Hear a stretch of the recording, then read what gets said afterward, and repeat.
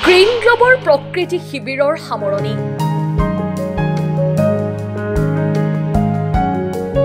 দুদিন ধৰি প্ৰকৃতিৰ লগত একাত্মতা স্থাপন কৰিলে ছাত্ৰ-ছাত্ৰীয়ে। গ্ৰীণ গ্লোব নামৰ প্ৰকৃতি সংগঠনটোৰ উদ্যোগত আৰু অসম বিজ্ঞান প্ৰযুক্তিবিদ্যা আৰু পৰিৱেশ পৰিষদৰ লগতে পৰিৱেশ বন তথা জলবায়ু পৰিৱৰ্তন মন্ত্ৰণালয়ৰ সহযোগত এটি প্ৰকৃতি শিবিৰ অনুষ্ঠিত হয়। নলবাৰীৰ কেন্দুকুছিৰ ঘগা বিলত যোৱা 20 মাৰ্চ আৰু 21 মাৰ্চত অনুষ্ঠিত হয় এই শিবিৰ। এই শিবিৰত বিভিন্ন বিদ্যালয়ৰ অৰ্ধশতাধিক ছাত্ৰ-ছাত্ৰীৰ লগতে কেইবাগৰাকী শিক্ষক-শিক্ষয়িত্ৰীও অংশগ্ৰহণ কৰে। মূলত প্ৰকৃতি সংৰক্ষণ, প্ৰকৃতিৰ লগত একাত্মতা স্থাপন আৰু শূন্য আৱৰ্জনাৰ ধাৰণা সৃষ্টিৰ বাবে এই শিবিৰৰ আয়োজন কৰা হয়। এই শিবিৰ আয়োজনৰ ক্ষেত্ৰত গ্ৰীণ গ্লোবৰ উপদেষ্টা ডক্টৰ দিগন্ত গোস্বামী, সভাপতি বিশ্বজিৎ শৰ্মা, সম্পাদক ৰাজেশ দত্তবৰুৱা, সমন্বয়ক পংকজ লোচন ডেকা প্ৰমুখ্য কৰি বিশিষ্ট ব্যক্তিসকলে বিশেষ ভূমিকা গ্ৰহণ কৰে।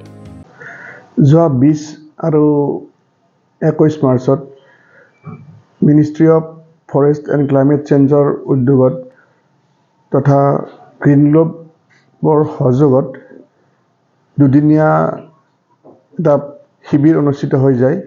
এই শিবিৰত মই অংশগ্ৰহণ কৰিছিলোঁ। অতি সুন্দৰভাৱে স্কুলীয়া ছাত্ৰ-ছাত্ৰীসকলক লগত লৈ কিছুমান প্ৰকৃতিবিদক লগত লৈ পেলাই আমি দুদিনীয়া এটা শিবিৰ অনুষ্ঠিত কৰি খুব সুন্দৰভাৱে স্কুলীয়া ছাত্ৰ-ছাত্ৰীবিলাকক আমি বুজাই দিওঁ। লগতে ইয়াৰ জৰিয়তে আমি প্ৰকৃতিক যে সংৰক্ষণ কৰিব লাগে সেই বিষয়ে এটা সুন্দৰ বাৰ্তা আমি দিবলৈ চেষ্টা কৰিছোঁ।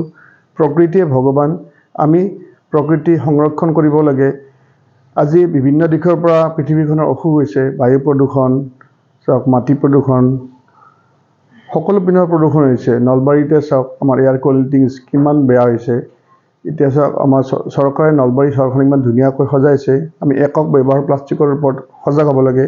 চৰকাৰে নীতি নিৰ্দেশনাবিলাক যুগুত কৰিছে, হ'লেও আমি নাগৰিকসকলে সুচাৰুৰূপে আমি একক ব্যৱহাৰ প্লাষ্টিকবিলাক আমি সজাগ হ'ব লাগে, য'ত ত'ত আৱৰ্জনা পেলাব নালাগে। আৰু ইয়াৰ জৰিয়তে মই চৰকাৰকো এটা অনুৰোধ জনাওঁ যে একক ব্যৱহাৰ প্লাষ্টিকৰ ওপৰত এটা স্পষ্ট এটা নীতি নিৰ্দেশনা যুগুত কৰি পেলাই ৰাইজক সেইটো পালন কৰিবলৈ যাতে আহ্বান জনায়। পৰিৱেশ শিক্ষা কাৰ্যসূচীৰ অধীনত নেচাৰ কেম্প বা প্ৰকৃতি শিবিৰৰ আয়োজন কৰা হয়, য'ত নলবাৰী জিলাৰ বিভিন্ন বিদ্যালয়ৰ প্ৰায় 50 জন ছাত্ৰ-ছাত্ৰীয়ে অংশগ্ৰহণ কৰে। য'ত ছাত্ৰ-ছাত্ৰীসকলে প্ৰকৃতিৰ লগত এৰাতি কটায়, অৰ্থাৎ 1 ৰাতি 2 দিন তেওঁলোকে থাকে, আৰু য'ত প্ৰকৃতিৰ লগত প্ৰকৃতিৰ বিষয়ে শিকি জ্ঞান আহৰণ কৰি পেলাই প্ৰকৃতি কিদৰে আমি সংৰক্ষণ কৰিব পাৰোঁ তাৰ ওপৰত গুৰুত্ব দিয়া হয়। ইয়াত আমাক সমল ব্যক্তি হিচাপে প্ৰসন্ন কলিতা বন্যবন্ধু, তেওঁৰ লগতে আমাক অসম বিজ্ঞান প্ৰযুক্তিবিদ্যা আৰু পৰিৱেশ পৰিষদৰ লগতে পৰিৱেশ বন আৰু জলবায়ু পৰিৱৰ্তন মন্ত্ৰণালয়ে সহযোগ কৰে।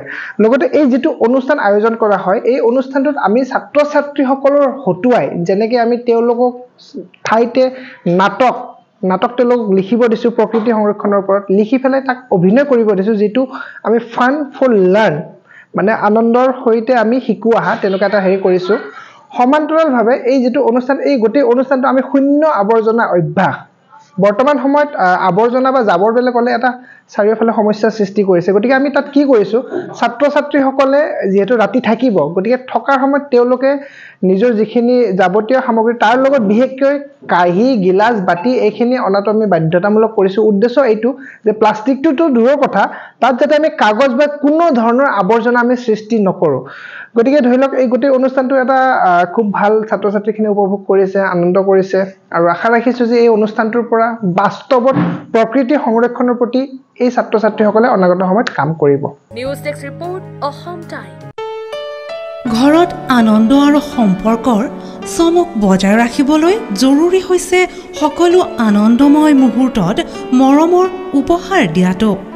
সেইবাবে মধুশ্ৰী জুৱেলাৰ্ছে আনিছে সকলো ৰঙীন ক্ষণৰ বাবে বিশেষ গহনা। হীৰাৰে হওক, সোণৰে হওক বা ৰূপৰে হওক, শ্ৰেষ্ঠ ডিজাইনছ আৰু হলমাৰ্কযুক্ত গহনাই ৰাখে সম্পৰ্কক নিখুঁত। তেনেহ'লে আজিয়ে আনক আনন্দ মধুশ্ৰী জুৱেলাৰ্ছৰ সৈতে। যোগাযোগ কৰক 7002800341 নাইবা ভিজিট কৰক LNB ৰোড, নলবাৰী, অসম।